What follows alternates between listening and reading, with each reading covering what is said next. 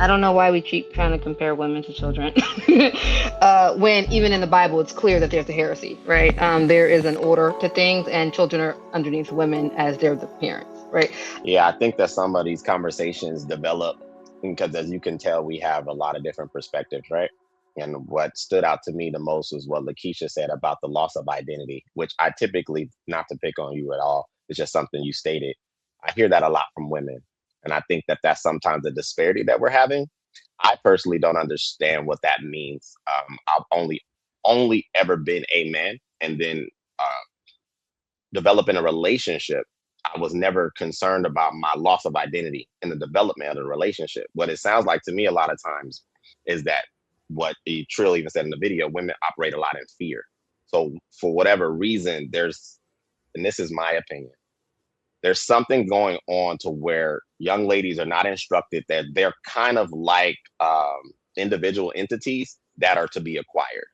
The whole point of a relationship from a man to a woman is acquisition. That's the whole point. So what you have is supposed to be acquired. That's how it's looked at least in the mind of most men, right? And I think sometimes that's where we're having this clash occur because lives are being developed, babies are being born that aren't mine, connections are being made that I had nothing to do with. And now you have all this life, great, but then I'm still looking to acquire you. How do we do that successfully? Um, Lots of conversations, lots of healing, like Jay has been saying. But I think that people romanticize this and don't really have the tools to do it effectively because, again, I personally don't know any men that is trying to change a woman's identity. I think we embrace who you guys are when we meet you. Now, learning how to develop and maximize your skills, talents, whatever it may be, care for you, love for you, look out for you in this relationship is what we're looking to do. And there seems to be this like reluctance of, well, don't try to change my identity. The reality is, if you've lived long enough as an adult, 25, 30 years plus, every development in life is going to require a change. So if you went from some point in a company to maybe running a department, if you went from entry level to, C-suite, internship to whatever, the idea of you not changing is blasphemous. You're going to change. And if you're not willing to do that, then just let that young man know up front. Look, I'm cool to rock alongside you, but I'm not trying to change. I'm cool with what I got going on. If you cool with it, we can move forward. And I don't think that that's an honest approach to most relationships, which is why we have a lot of discourse. And I land. You know, True. I wanted to add on top of that, because I think I have a unique perspective, being able to like study my woman over the years, through a long relationship. Um, and part of that comes with the wisdom part where we kind of teach, where you said, every level in life it requires a change, right? Um, I understand how women feel like they might lose their identity being in a relationship. My woman was very educated, um, athlete, professional athlete, everything. Full ride to college, all that type of stuff, right? So throughout our relationship, even early on, it it got to a point where it's like you're meeting a man who says that I want to be responsible for you. Like I want to I want to make sure I want to be the reason that you are okay. I want to make sure that you don't have anything to worry about for the rest of your life, right? And when you come from somebody who's always when you come from being a person who's always been about achievement, right?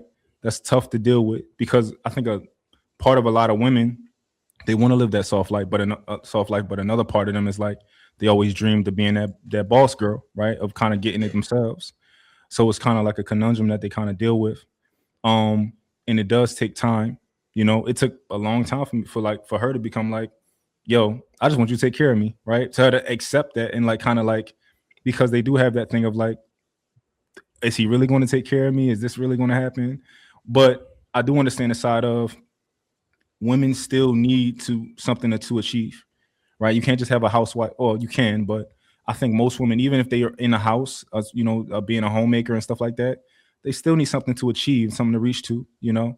So it's still good for them to have a business of some sort, or to do something, and definitely always get out the house. These things are still important to them, because they are more ambitious than we think. So I think that's something that you should definitely keep in mind and incorporate. And I do understand how women feel like they may lose their identity, especially like most people, most humans like are so attached to identity. Like me being from Philly, right? I'm a little bit different than most people because they're so attached to the identity of being from Philly. Like, or like certain people from Baltimore, they're attached to like, oh, I'm from Baltimore. Everything is Baltimore. Everything's like, I'm a little bit different when it comes to that. Like, I'm not like the other part about identity is like how many people who are Eagles fans who don't really like football, right? And it's like after I learned that, like I love football. I know what's going on in every aspect of the NFL.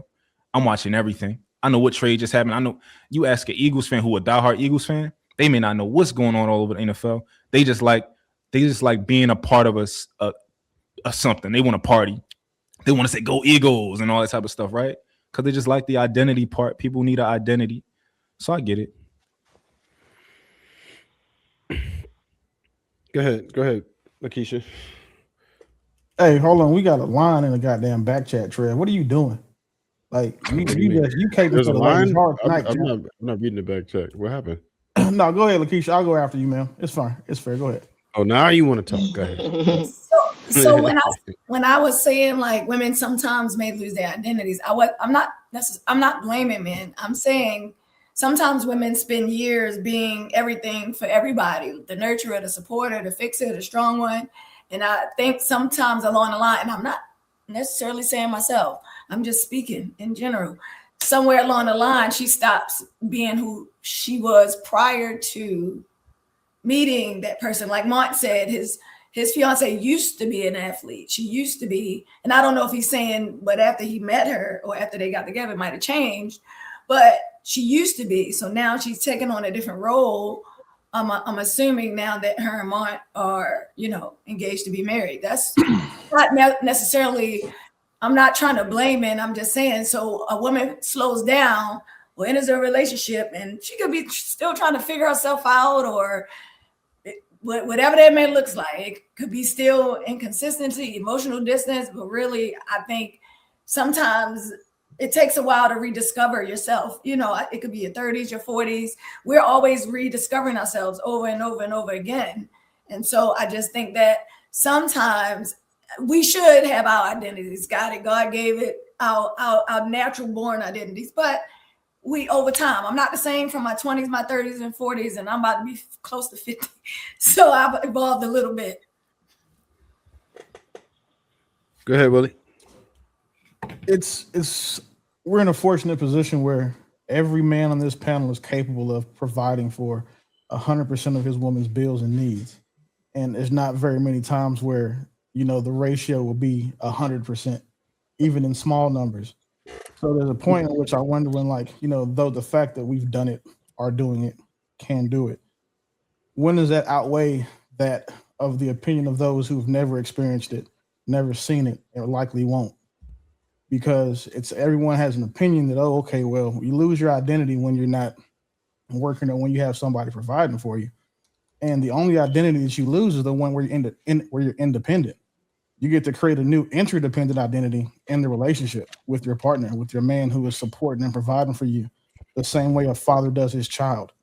So for the child piece to be such a sticking point for folks, it's almost indicates that that's just the part that you want to argue with, because there's no more logic that you could refute from the other side. If you ask a man who's paying 100% of your bills, or your man, your dream man, what is it about your father that you loved about your father? Like, for those of y'all that had him, like, what did you loved about your father that you also don't love about your man? And there should only be one thing, because your father relationship wasn't sexual.